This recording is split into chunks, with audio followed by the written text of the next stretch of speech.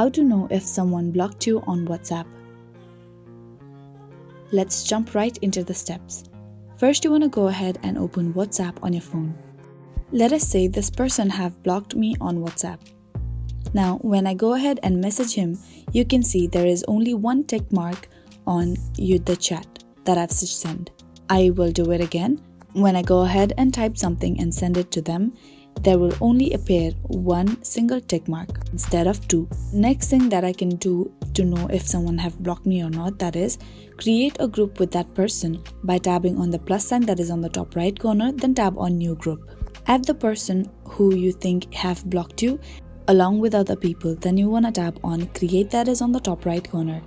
Now when you go ahead and tap on the group name and scroll down, you will see there are two members, but you will not be able to see the person that have blocked you. So that is how to know if someone has blocked you on WhatsApp.